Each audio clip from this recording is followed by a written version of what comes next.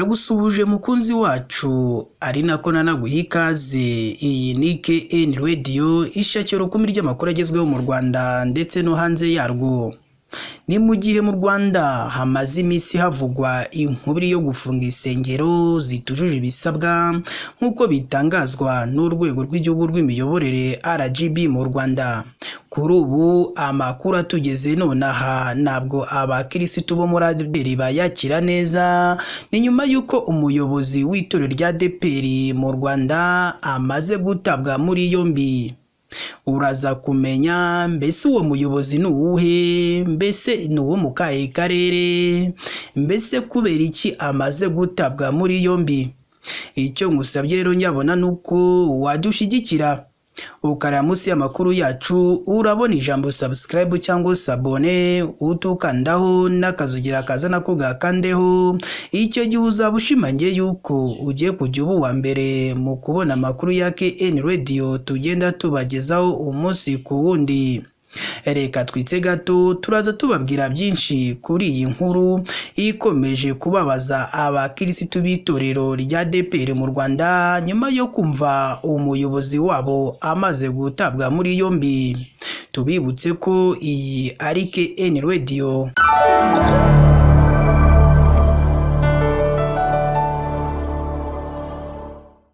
Reka nongere mbahe ikaze rero bakunzi bacu, ndagusuhuje kandi naraguhaye ikaze hano kuri KN Radio, aho tubagezaho amakuru agiye atandukanye ari ayavugwa hano mu Rwanda ndetse n'avugwa hanze yarwo.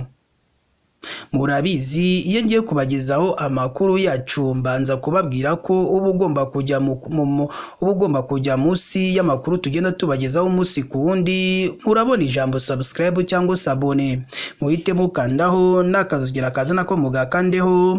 Icyo gihe muzaba mushimangiye yuko mugiye kujya muba mbere mu kubona amakuru ya KN Radio tugenda tubagezaho umunsi ku wundi.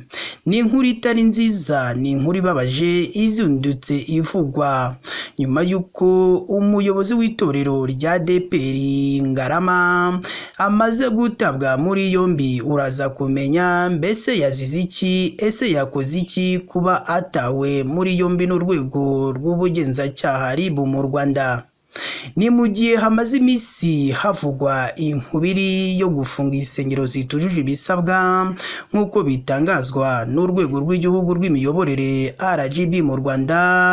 Bamwe banyuranya n'amabwiriza yashyizweho n'uru rwego batangiye kugenda batabwa muri yombi umusubirizo. Sengiyumva François, uyu watawe muri yombi ni umuyobozi w'itorero rya ADEPR Ngarama wo mu karere ka Gatsibo, umurenge wa Kabarore, akagari ka Nyabikiri, mu mudugudu wa Ngarama. Yamaze gutabwa muri yombi kuri uyu wa 4 Kanama 2024 azira kunyuranya n'amabwiriza leta yashyizeho yo gufunga zino sengero, we akagenda akarufungura.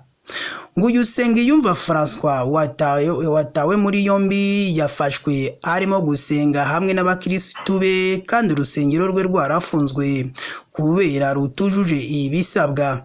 Aya makuru kandi yanemejwe na Jean Claude, akaba ari umunyamabanga nshingwabikorwa w'umurenge wa Kabarore, aho yavuze ko uyu Sengiyumva François yamaze gutabwa muri yombi ku cyaha cyo kunyuranya n'amabwiriza ya leta.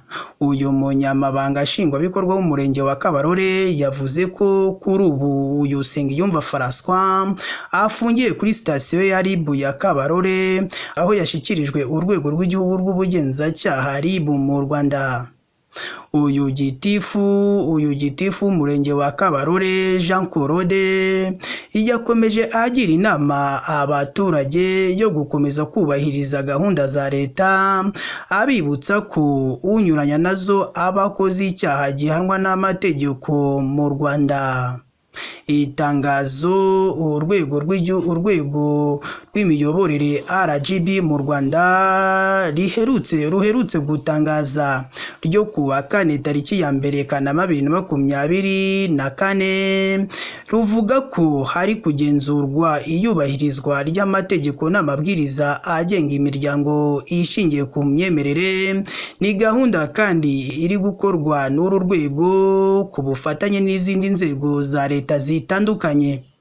Bimwe mu bishingirwaho muri iri genzura harimo kureba ko urusengero rufite ibyangombwa by'iyandikwa bitangwa n'uru rwego rwa RGB, icyemezo cy'imikoranire n'akarere mu gihe hafunguwe ishami, kureba niba iyi nyubako y'urusengero yujuje ibisabwa biteganwa n'amategeko agenga imiturire y'aho ruherereye, no kureba kandi niba abayobozi bafite impamyabumenyi cyangwa impamyabushobozi mu by'iyobokamana teoloji ku rwego ruhagarariye umuryango no ku rwego rw'umuryango rufite izindi rukurikiye.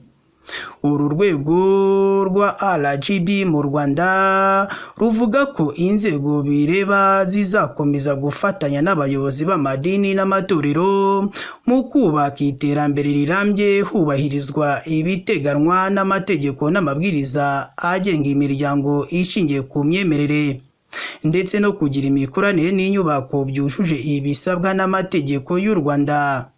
Kuri ubu mu Rwanda hamaze gufungwa insengero 5600 zimaze gufungwa nyuma yo kutuzuza ibisabwa n'uru rwego rwa RGB mu Rwanda. Rero abakirisitu muri iyi minsi barimo bararira ayo kwarika, aho bavuga ko ubu gusenga bagiye kujya babifata nk'inzozi, ngo cyakora bagiye kujya bakurikirana ku matelefone yabo cyangwa kuri interinete, ngo aho barimo barasengera ngo kugira ngo bajye bakurikira ijambo ry'Imana online.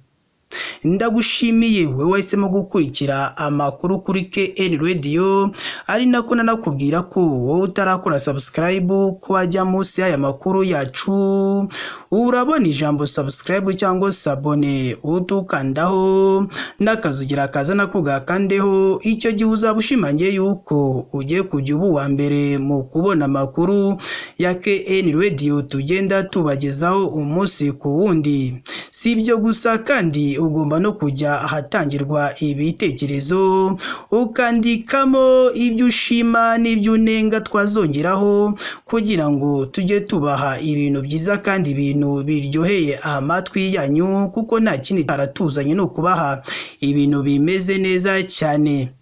Si ibyo gusa kandi inkuru yacu n'uba ugomba kuyumva wenyine, uba ugomba no kuyisangiza abandi kugira ngo bamenye aho amakuru meza ari kandi yizewe. Si ibyo gusa kuko uba ugomba no kutwereka ko inkuru yacu wayikunze ugakanda kuri like. Reka nkushimire cyangwa reka nkwifurize kugira umunsi mwiza, kandi Imana yo mu ijuru ijye ikomeza ibane namwe.